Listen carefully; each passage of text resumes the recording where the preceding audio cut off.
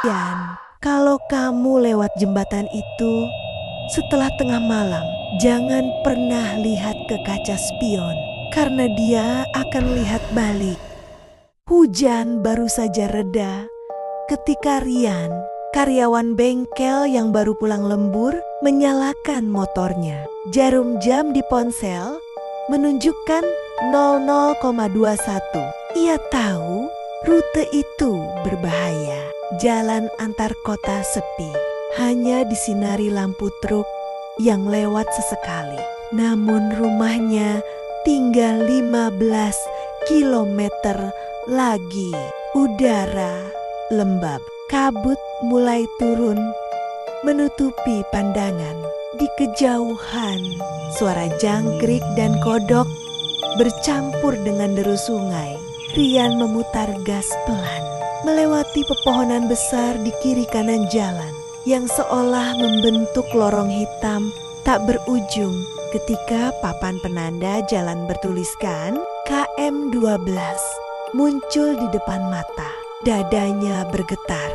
Ia ingat betul cerita yang dulu diceritakan ayahnya. Kalau sudah lewat KM 12 malam-malam, jangan berhenti, jangan nengok, dan jangan pernah lihat ke spion.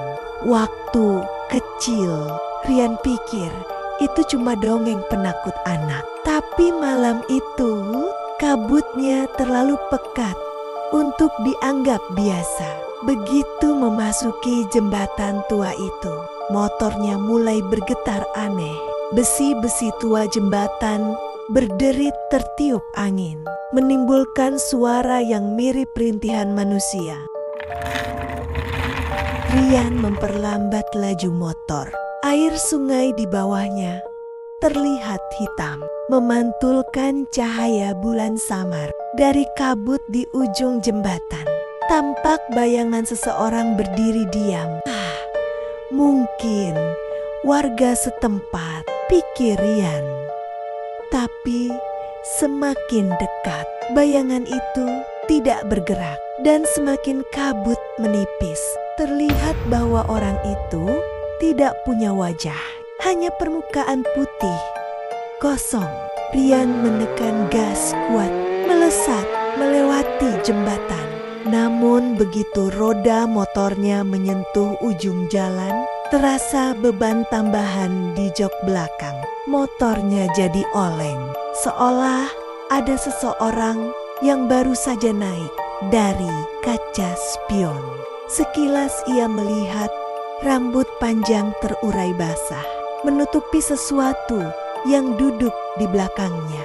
Ia spontan menoleh dan tidak ada siapapun.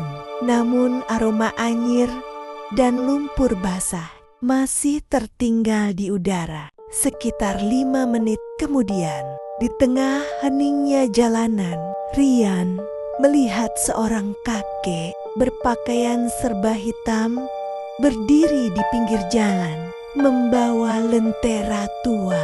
Wajahnya pucat, matanya menatap kosong.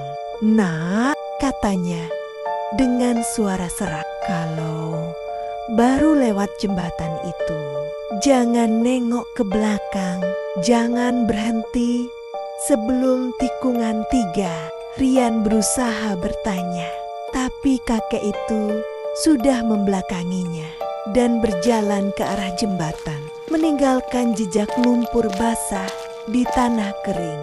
Rian memacu motornya lagi, tapi setelah beberapa detik, ponselnya yang terpasang di holder bergetar sendiri. Layar menyala, menampilkan panggilan masuk dari nomor tidak dikenal. Nama kontaknya, jembatan KM 12. Nada deringnya lirik, seperti suara perempuan bernyanyi pelan di tengah hujan. "Balikin aku, balikin aku." Dengan panik, Rian membuang ponselnya ke jalan. Namun dari arah belakang terdengar suara tawa kecil, lembut tapi nyaring, seperti tawa anak kecil dalam air.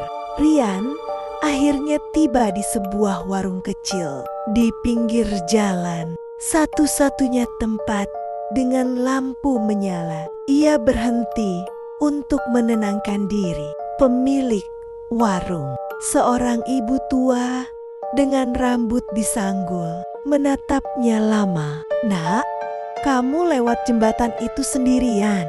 "Iya, Bu." "Kenapa?" Ibu itu menghela napas berat. "Kamu harus bersyukur masih bisa sampai sini.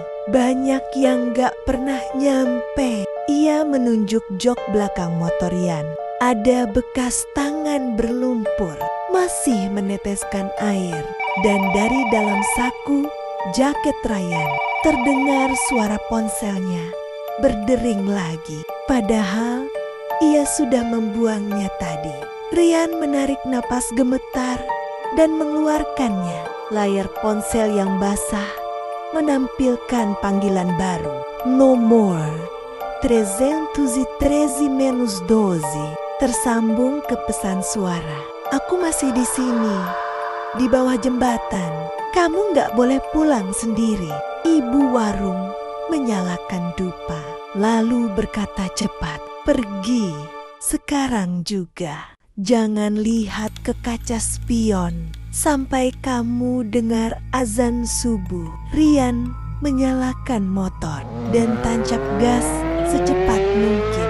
Kabut mulai menebal lagi, membuat lampu motornya seperti tercekik dalam gelap. Dari arah belakang terdengar suara kaki menyeret di aspal. Mengikuti kecepatannya, Rian berusaha tidak menoleh. Namun kaca helmnya memantulkan sesuatu di belakang.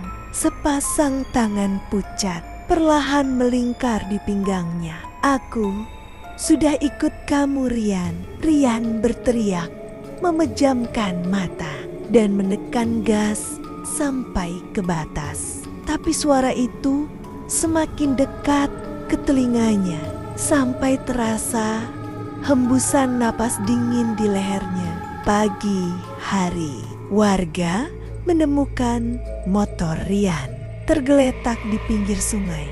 Mesin masih panas. Tidak ada Rian, hanya helmnya yang pecah. Dan di dalamnya ada segumpal rambut panjang basah. Polisi menelusuri lokasi dan menemukan bekas telapak kaki kecil penuh lumpur mengarah ke air. Tidak ada jejak keluar. Sejak malam itu, jembatan KM 12 selalu berkabut. Bahkan di siang hari, beberapa pengendara yang melintas bersumpah mendengar bisikan dari air memanggil nama mereka dengan suara perempuan pelan. Dan kadang di kaca spion mereka terlihat dua orang di atas motor, meski mereka sendirian. Setahun kemudian, jalan itu diperlebar dan jembatan lama diganti dengan yang baru. Namun setiap bulan purnama, lampu-lampu jalan di KM 12 selalu mati bersamaan. Tepat jam 0:17 dan dari sungai di bawahnya muncul bayangan perempuan bergaun putih berjalan di antara kabut. Beberapa pengemudi truk mengaku masih melihat motor biru lewat sendirian di tengah malam. Nomor platnya sama B 3130 aren.